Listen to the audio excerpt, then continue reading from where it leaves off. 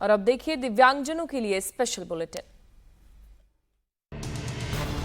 प्रधानमंत्री नरेंद्र मोदी की अगुवाई वाली एनडीए सरकार वक्फ बोर्ड एक्ट में बड़ा संशोधन करने की तैयारी में है। बताया जा रहा है कि कैबिनेट की ओर से वक्फ एक्ट में कुल 40 संशोधनों को मंजूरी मिल चुकी है। संशोधन बिल जल्द ही संसद में पेश किया जाएगा। इन संशोधनों के पारित होने के बाद वक्फ बोर्ड की शक्तियां सीमित हो जाएंगी। माना जा रहा है कि इस बिल के जरिए मोदी सरकार वक्फ बोर्ड की उस शक्ति पर अंकुश लगाना चाहती है जिसके तहत वक्फ बोर्ड किसी भी संपत्ति को वक्फ बोर्ड की संपत्ति घोषित कर सकता है। संशोधन में ये भी कहा गया है कि अगर किसी प्रॉपर्टी पर वक्फ बोर्ड का दावा है तो उसका वेरिफिकेशन भी किया जाएगा। वहीं केंद्र सरकार के वक्फ एक्ट में संशोधन के प्रस्ताव पर AIMIM चीफ असदुद्दीन ओवैसी ने कड़ी प्रतिक्रिया दी। ओवैसी ने कहा कि वक्फ एक्ट में ये संशोधन वक्फ संपत्तियों को छीनने के इरादे से किया जा रहा है। ये संविधान में दिए धार्मिक स्वतंत्रता के अधिकार पर प्रहार है।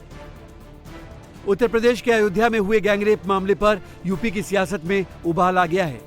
गैंगरेप मामले को लेकर बीजेपी और समाजवादी पार्टी के नेताओं में जुबानी जंग जारी है। अखिलेश यादव के DNA टेस्ट वाले बयान पर बीजेपी नेता सुब्रत पाठक ने पलटवार करते हुए कहा, अखिलेश बलात्कारियों को बचाने के लिए DNA जांच की मांग कर रहे हैं। इनकी सत्ता में अपराध खुलेआम होता था। इनके पिता कहते थे लड़कों से गलती हो जाती है और ये बुजुर्गों की गलती अब बचा रहे हैं। समाजवादी पार्टी सांसद अफजल अंसारी ने कहा, अयोध्या की घटना को इतना हाईलाइट क्यों किया जा रहा।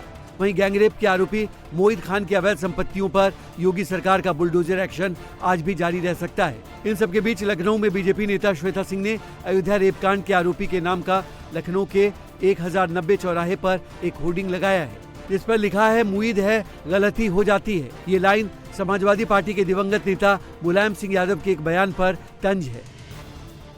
हरियाणा सरकार ने किसानों को लेकर बड़ा ऐलान किया है। सीएम नायब सिंह सैनी ने रविवार को कुरुक्षेत्र की जनसभा में अभी तक के अपने कामकाज को लोगों के सामने रखा। इसके साथ ही सीएम सैनी ने किसानों को लेकर बड़ा ऐलान करते हुए कहा कि हरियाणा के किसान की हर फसल को सरकार अब MSP पर खरीदेगी।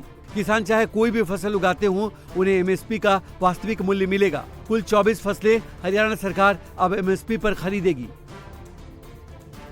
केदारनाथ में बादल फटने के बाद फंसे यात्रियों का रेस्क्यू ऑपरेशन युद्ध स्तर पर जारी है। अब तक 10,000 से ज्यादा लोगों को वापस लगाया गया है। कुल 2,622 लोगों को एयरलिफ्ट कर चारधाम हेलीपैड और सिरसी हेलीपैड पहुंचाया गया। अभी तक भीमबली और लिंचौली से पैदल मार्ग से कुल 567 लोगों को चौमासी कालीमठ तक लाया गया। वहीं गौरीकुंड से सोनप्रयाग तक कुल 7,185 लोगों को वापस लाया गया। इस तरह कुल 1,374 लोगों को रेस्क्यू कर लिया गया है। केदारनाथ में मौसम बेहद खराब है। रुक रुक कर बारिश हो रही है। इन परेशानियों के बावजूद आज फिर रेस्क्यू ऑपरेशन शुरू होगा।